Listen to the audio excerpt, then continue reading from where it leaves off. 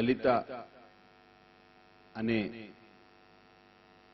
ఈ 3 అక్షరాలు ఒక అనిర్వచనీయమైన అర్థాన్ని వ్యక్తం చేస్తుంది. వేదవ్యాస మహర్షి సకల పురాణాలన్నీ దర్శించిన వ్యక్తి. ఆయన పురాణాలని రచించిన వ్యక్తి కాదు, ఆయన పురాణాలని దర్శించారు. ఆయన రచన అంటే కపోల కల్పన, దర్శనము అనంటే ఆవిష్కరించుకోవడం అని అర్థం. అటువంటి వేదవ్యాస మహర్షి భారతీయులందరికీ కూడా ఒక చక్కటి అవకాశాన్ని కలిగించాడు. ఆయన పరమాత్మ తత్వాన్ని ఒక భక్తుడు ఏ విధంగా దాంతో ముడిపడి ఉండడం అనేటువంటి అంశాన్ని ఆయన చెప్తూ, స్త్రీ రూపం వా స్మరేత్ దేవీం పుంరూపం వా విచింతయేత్ అథవా నిష్కళం ధ్యాయేత్ సచ్చిదానంద విగ్రహం. చాలా అద్భుతమైనటువంటి మంత్రం అది. ఆ పరతత్వాన్ని, ఆ పరమార్థతత్వాన్ని అనుసంధానం చేసుకునే దానికంటే ముందు ఒక వ్యక్తి పరమాత్మతో ముడిపడి ఉండడానికి ఎలా ముడిపడాలి అంటే, నువ్వు ఎలాగైతే ఉన్నావో భగవంతుణ్ణి కూడా అలా చూడడం మొదలుపెట్టు. ఎందుకు అనంటే అభిన్నత్వాత్. భగవంతుడు వేరైతే నువ్వు వేరే ఏదో రూపంతో ఊహించుకోవాలి.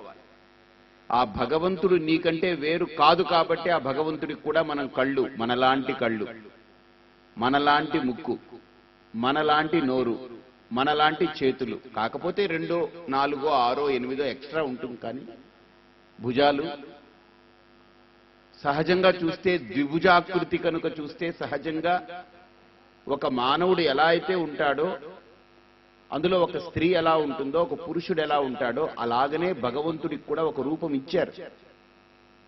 ఆ రూపంతో మనల్ని ముడిపెట్టుకోమని, మనల్ని ఆరాధించమన్నారు. ఎందుకు ఆ రూపాన్ని ఇచ్చారు అనంటే అభిన్నత్వాత్. పరమాత్ముణ్ణి ఆరాధించేవాడు తనకంటే వేరుగా చూడకూడదు కాబట్టి. అందుకనే లలితా సహస్రనామ పారాయణంలో కూడా వస్తుంది, శ్రీదేవి స్వ అభిన్నాం ధ్యాత్వా విహరేత్ సర్వత్ర విజయః అని మొట్టమొదట వస్తుంది. ధ్యాయేత్ పద్మాసనస్థాం అనేటువంటి మంత్రాల తర్వాత శ్రీదేవి స్వ అభిన్నాం ధ్యాత్వా.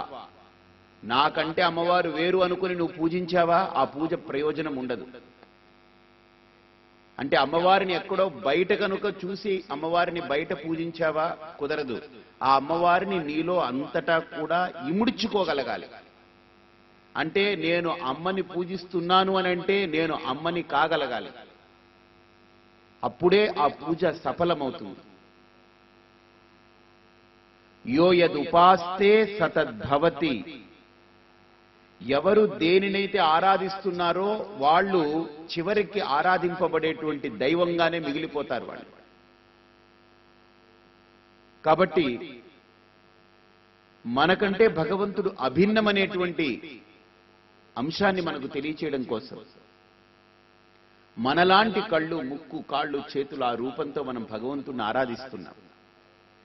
అయితే ఆరాధించేటప్పుడు ఒక క్రమం ఉంటుంది, ఒక పద్ధతి ఉంటుందిగా. అందుకనే ఆ పద్ధతిని వేదవ్యాస మహర్షి చాలా అద్భుతంగా చెప్తారు. స్త్రీ రూపం వా స్మరే దేవి. ఒకవేళ నేను ఒక స్త్రీ రూపంలో ఆరాధించాలనుకుంటే అమ్మవారిగా ఆరాధించు. పుంరూపం వా విచింతయే. ఒకవేళ పురుష రూపంతో ఆరాధించాలనుకుంటే అదిగో అటువైపు శ్రీమన్నారాయణ. ఒకవేళ స్త్రీ రూపంతో ఆరాధించాలనుకుంటే అమ్మవారు, పురుష రూపంతో ఆరాధించాలనుకుంటే అటువైపు అయ్యవారు. అథవా ఒకవేళ నాకు ఈ రూపం వద్దండి, నిష్కళం ధ్యాయే, ఈ కళ్ళు ముక్కు కాళ్ళు చేతులు ఉండకూడదు, కానీ నేను ఆరాధించాలి, ఏదో ఒక ఆలంబనం కావాలి. సచ్చిదానంద విగ్రహం అటువైపు ఉంది. అక్కడ 3 కరెక్ట్గా పెట్టారు. ఇక్కడ ఆ శ్లోకాన్ని అనుకుంటూ వచ్చాను నేను. స్త్రీ రూపం వా స్మరేద్దేవీ, పుంరూపం వా విచింతయేత్, అథవా నిష్కళం ధ్యాయేత్ సచ్చిదానంద విగ్రహం. అంటే ఒక కళ్ళు ముక్కు కాళ్ళు చెవులు మనలాగా నేను భగవంతుణ్ణి ఊహించుకోను, మనకంటే విలక్షణమైనటువంటి ఆకృతి పరమాకృతి కలిగినటువంటి వాడు పరమాత్మ.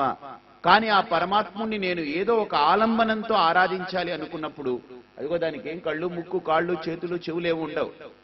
ఎలా ఉంటుంది? లింగం. ఆ లింగం అంటే ఎలా ఉంది? ఒక గుడ్డులాగా ఉంటుంది. లింగం అనేటువంటిది గుడ్డు. గుండ్రంగా గీయకూడదు ఎప్పుడు లింగాన్ని, ఒక గుడ్డులా గీయాలి. ఎందుకు అలా అనంటే, అందుకనే బ్రహ్మాండము అని అంటాం మనం కదా. అండము అనంటే గుడ్డు అని అర్థం. బ్రహ్మాండము అనంటే ఆ అండంలో అన్ని లోకాలు ఉన్నాయి. ఏమేం లోకాలు ఉన్నాయనంటే, పైకి ఊర్ధ్వలోకాలు 7, క్రిందకు 7 అధోలోకాలు. భూహు భువః సువః మహః జనః తపః సత్యం, 7 ఊర్ధ్వలోకాలు. క్రింద 7 అతల వితల సుతల పాతాళ తలాతల రసాతల మహాతలం. ఇవి 7. 7 అప్ 7 డౌన్. 7 అప్ అంటే డ్రింక్ ఉండేటప్పట్లో చిన్నప్పుడు. 7 పైకి 7 క్రిందకి కలిపితే 14. ఈ 14ంటిని కలిపి చతుర్దశ భువనాలు అంటారు. ఈ చతుర్దశ భువనాలని కలిపి ఒక బ్రహ్మాండము అని అంటాం. అటువంటి బ్రహ్మాండము ఒక శివలింగాకారంలా ఉంటుంది. అటువంటి బ్రహ్మాండాలు అనేక కోటి బ్రహ్మాండ జననీ దివ్య విగ్రహ ఆవిడ. అంటే అటువంటి శివలింగాకృతిలో ఉన్నటువంటి అనేక కోటాను కోట్లు ఆవిడ కనేసింది ఈ సృష్టిలో. ఇప్పుడు మనం ఉండే భూలోకము, మనకుండే సత్యలోకము, మనకుండే అతల వితల సుతల, ఈ 14 లోకాలు భువనాలు మనది. ఇప్పుడున్నాం మనం. ఈ బ్రహ్మాండం వేరు. ఇటువంటి బ్రహ్మాండాలు, ఇటువంటి భూలోకాలు బోలెడు ఉంటాయట. ఇంకా అనేక కోటి బ్రహ్మాండ జననీ దివ్య విగ్రహ అని.